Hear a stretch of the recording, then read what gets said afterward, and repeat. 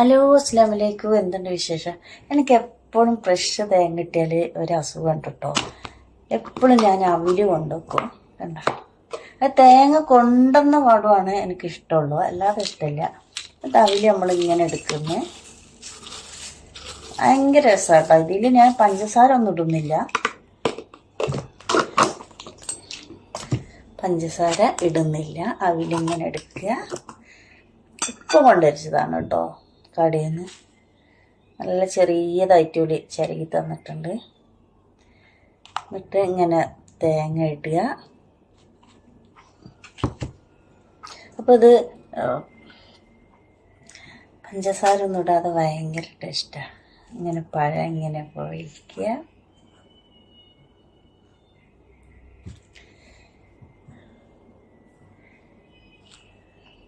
വലിയ പഴം.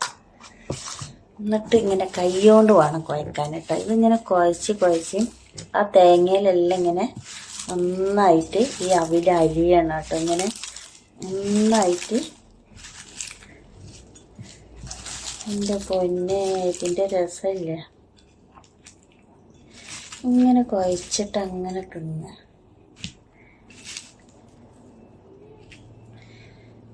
ചെറിയ പഴം കൈ കൊണ്ട് തന്നെ കുഴക്കണം കേട്ടോ, എന്നാലേ അതിൻ്റെ രസമുള്ളൂ. അവിടെ നമ്മൾ മടി കാണിച്ചിട്ടോ അല്ലെങ്കിൽ മൊബൈലിൽ എടുക്കുന്നതാണ് അങ്ങനെ അതൊന്നുമില്ല. കൈ കൊണ്ട് ചെയ്യേണ്ട കാര്യം കൈ കൊണ്ട് തന്നെ ചെയ്യണം. അത് എന്തായാലും ഇപ്പോൾ നമ്മൾ ഇറച്ചിയെല്ലാം ഇങ്ങനെ കുഴച്ച് വെക്കൂല, അതെല്ലാം കൈ കൊണ്ട് തന്നെ. ബീഫ് അതെല്ലാം കൈ കൊണ്ട് തന്നെ ചെയ്യണം. അപ്പോൾ നമ്മൾ വീഡിയോ ചെയ്യാന്ന് പറഞ്ഞിട്ടൊന്നും കാര്യമില്ല. എന്നിട്ട് ഇതണ്ട, ഇതിപ്പോൾ തേങ്ങൻ്റെ ഇതെടുത്ത് ഇങ്ങനെ ഒരു കഷ്ണം പഴം ഇങ്ങനെ എടുത്ത് വായിലുള്ള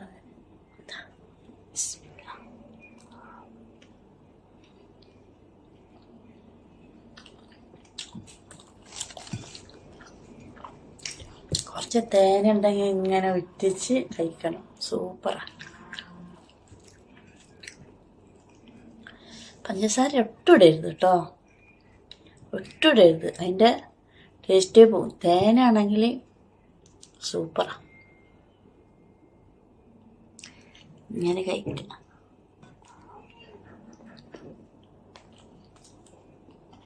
ഇനി ആരും പറയല്ല സാസ എടുത്ത കൈയാണ്, എടുത്ത കൈ അല്ല കേട്ടോ, വലുത്ത കൈയാണ്. വലുത്ത കൈയാണ് കേട്ടാ, എടുത്ത കൈ അല്ല കേട്ടോ.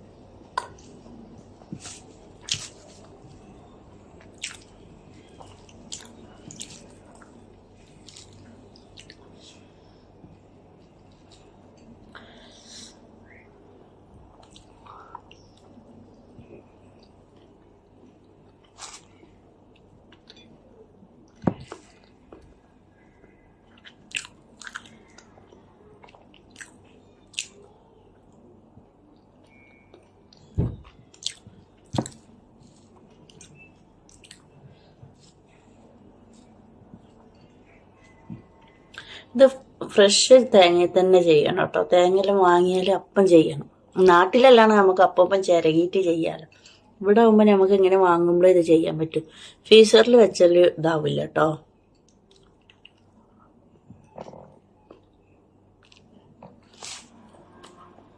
സൂപ്പറാ.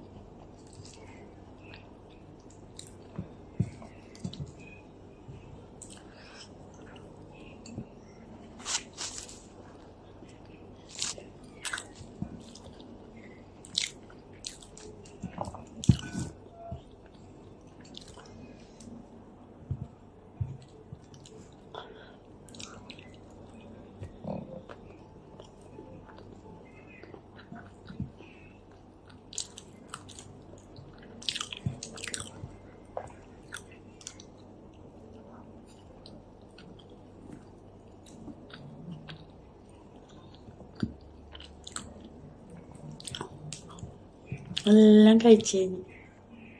ഭയങ്കര രസം, എനിക്ക് ഭയങ്കര ഇഷ്ടമാണ്.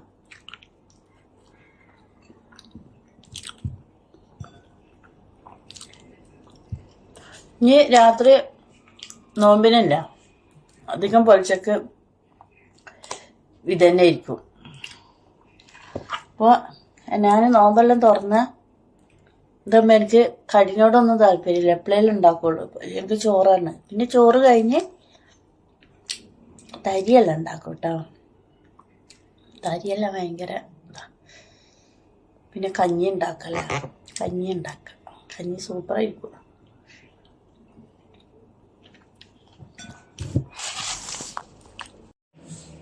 ഹലോ, പൊന്നാങ്കണ്ണി നിങ്ങൾ താളിച്ച് നോക്കിയിട്ടുണ്ടോ?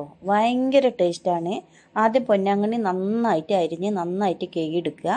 എന്നിട്ട് വെളിച്ചെണ്ണ ഒഴിക്കുക. നമ്മൾ എങ്ങനെയാണോ നമ്മൾ മുരിങ്ങൻ്റെ എല്ലാം താളിപ്പോൾ അതേപോലെ ചെറിയുള്ളി, പച്ചമുളക്, വെളുത്തുള്ളി ഇടണം. എൻ്റെ അടുത്ത് വെളുത്തുള്ളി ഇല്ലായിരുന്നു.